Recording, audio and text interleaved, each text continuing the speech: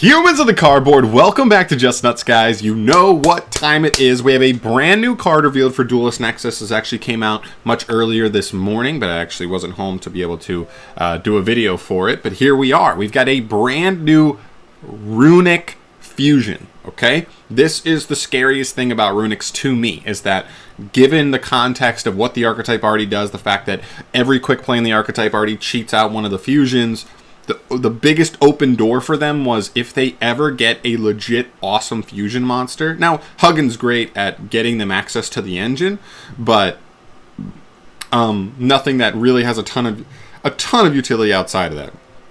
Gary's good recovery, but overall those cards are just they do what they do. This card though adds a huge piece of utility to the deck. So let's get into it. This is Sleipnir. I don't know if the P is silent or not. The RUNICK main. I love the design on this card, by the way. It looks awesome. It looks really, really cool. But here we go. This is a level 9 light beast fusion effect monster. 1500 attack, 1500 defense. Keep in mind, we're never actually fusion summoning this, so 2 RUNICK materials doesn't even, or 2 RUNICK monsters doesn't even matter, because we're just cheating this out off of the quick play spells every time. Okay? You can only use the first and second effect of this card once per turn. During your main phase or your opponent's battle phase quick effect, target a face-up monster they control, banish it and this card until the end phase. So like a pseudo farfa effect, essentially. If your opponent adds a card or cards from the deck to the hand, you can special summon 1 RUNICK token. This is a fairy light level 4, 15/15 in attack position. That is something to note, that it has to be in attack. So it's not huge, 15/15. So you could take life points by summoning it in attack, but still. Important note on this effect, it's just if your opponent adds a card from deck to hand. I believe just drawing still facilitates this, and it doesn't even say by card effect. So I think you might be able to trigger this just on draw phase. So as long as this is on the field for your opponent's draw phase, you get to summon a token. Which is cool. Gives you an ability to generate more bodies.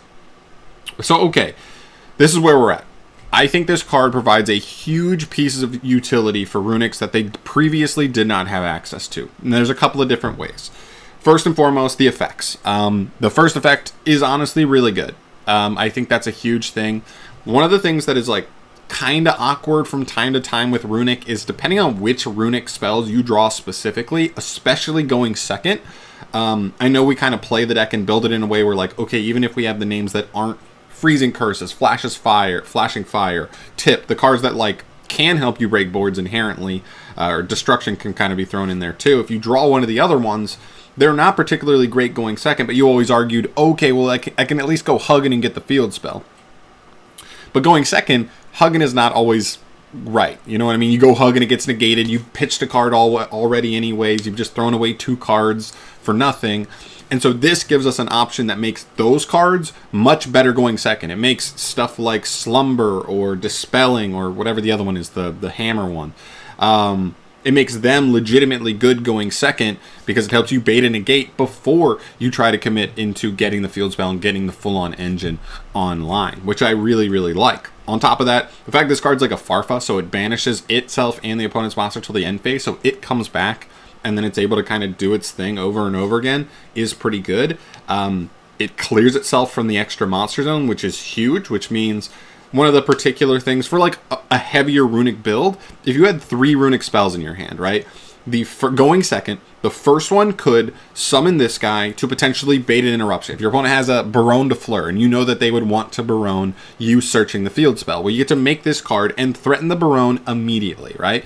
Even if they're going to negate and you lose him, it is what it is. You baited the negate. Now you go second RUNICK spell, summon Hug and search a field spell. Third one, maybe it's popping the Baronne, and then you're drawing 3. So you're like getting the field spell, getting Huggin, and drawing 3 while playing through the negate. That is huge. That like it isn't contingent on you drawing the perfect combination of RUNICK spells. Any combination can like utilize this guy to put the pressure on your opponent. The token effect is gonna probably depend more on like what type of deck you're playing. Maybe there could be extra synergies with like other decks that will matter more than just like a pure variant.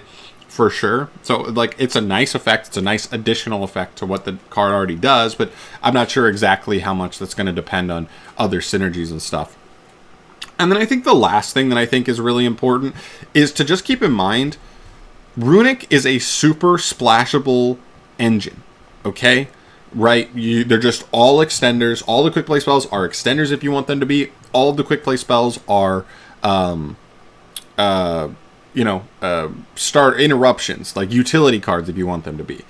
And so with the addition of him, you have to keep in mind that we've seen builds already that are kind of contingent on just what the stat lines are of all these guys, right? We've seen Huggen be huge in sprite builds just because it's a level 2, and now this whole engine just plops out a level 2 on the board.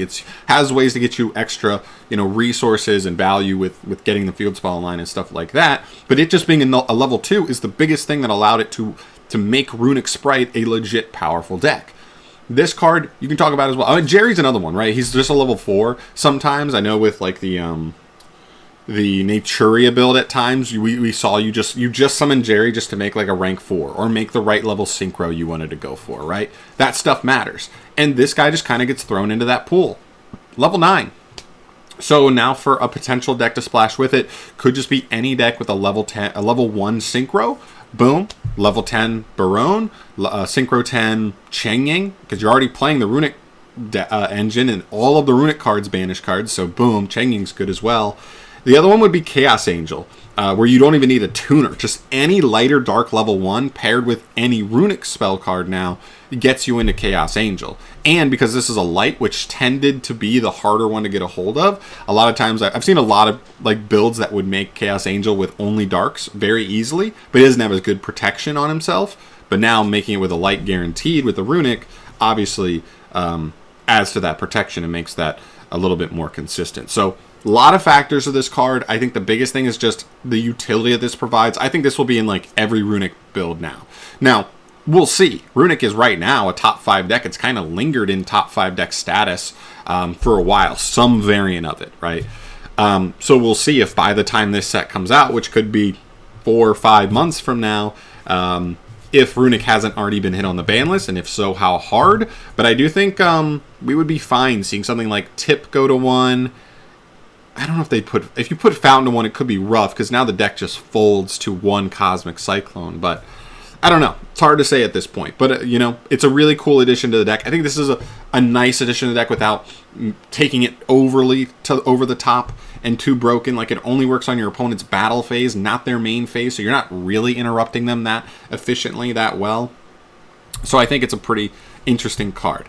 But I do think it's great. If for a deck that's already really good, maybe this is a sign that we could see more Labyrinth slash what's the other archetype from that set? Valance stuff soon. But obviously until we do, we just got this guy. So that's it for me today, guys. Thank you so much for watching. As always, I know I dug really deep into this card, but this is a legit support card for a very meta relevant engine slash archetype, and I want to know your guys' thoughts down below. So please, if there's anything I didn't throw in here on this video that you think could be relevant with this card, as it could be a factor in the future, please let me know in the comment section. I'd love to hear that. But I'm out of here for today, guys. Thank you so much for watching. Subscribe if you haven't, and stay tuned for more Yu-Gi-Oh news. The reveals are heating up for Dune, and I'm bringing you them every time they drop. Peace.